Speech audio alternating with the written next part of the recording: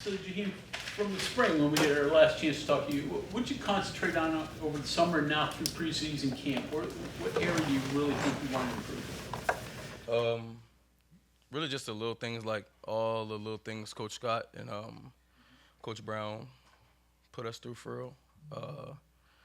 My breakaway speed, like, running after thing, running after the fifth. I mean, the first line, I guess, whatever. Yeah, so just the little things for real. You have improved? Do you Yeah, feel yes, better? Yeah.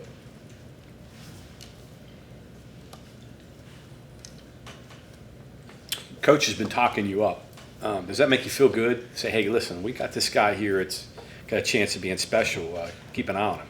Does that give you a confidence boost, or is it more than you've got? I guess is that.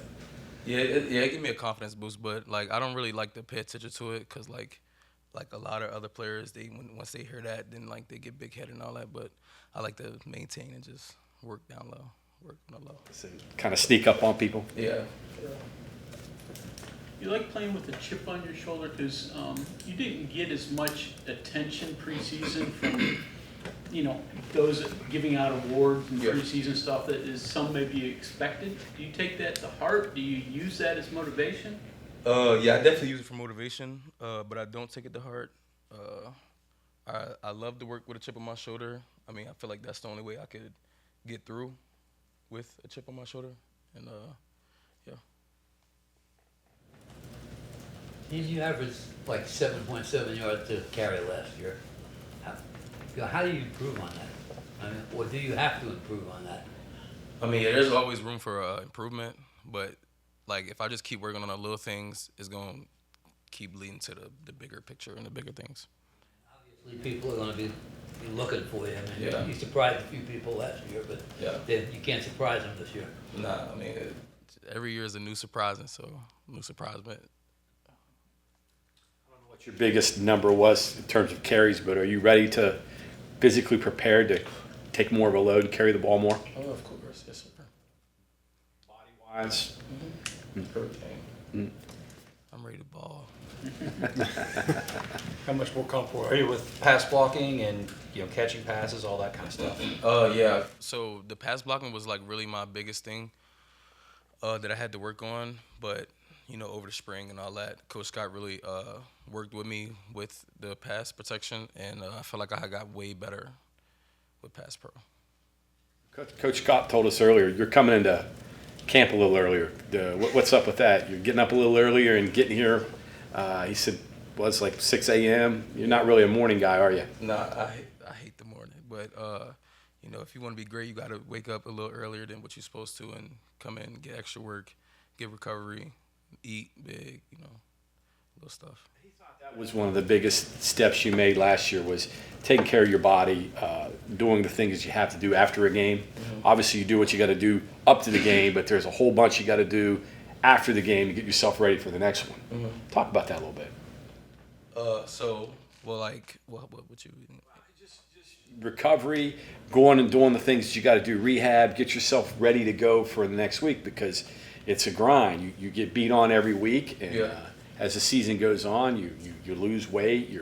Talk about that a little bit. How you have to take care of yourself. So like really, you just with me, I maintain my weight.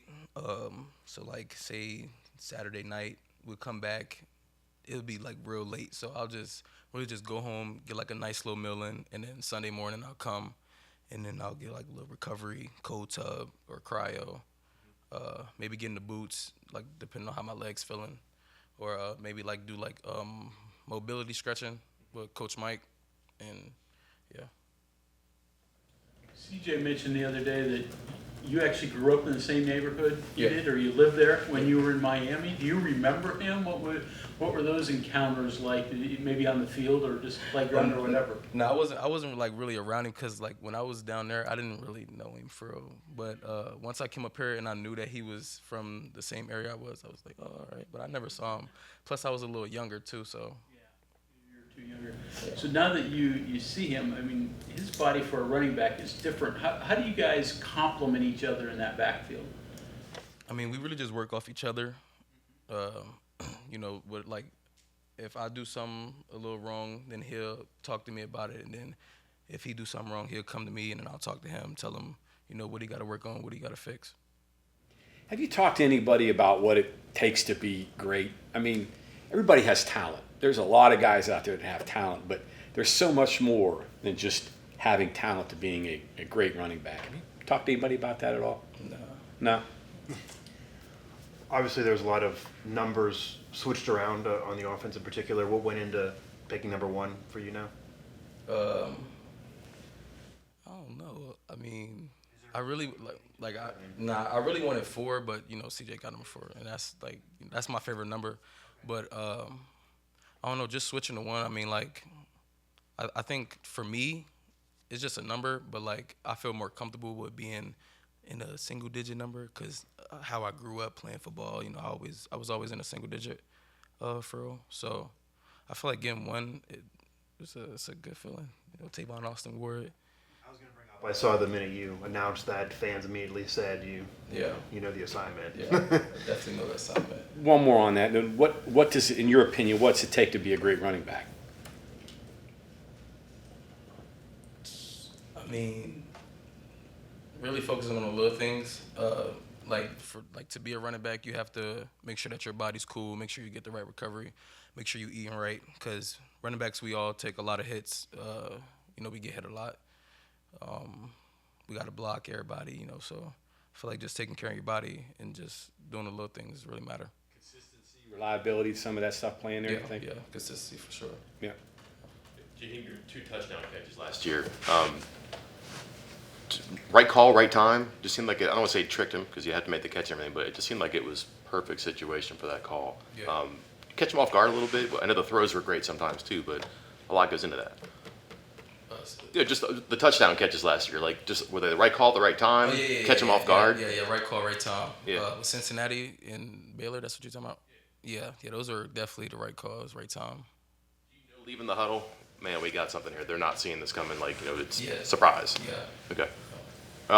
Catching balls out of the backfield though, because you played some slot in high school, right? Mm-hmm. What's different when you're not going straight out of the backfield? You're going, you know, into the flats or trying to angle out of the backfield. Where that's a trickier catch, I'm guessing. Well, in high school, I didn't really I just played it, so I was mainly out there to the block or catch little passes, but it wasn't nothing really crazy.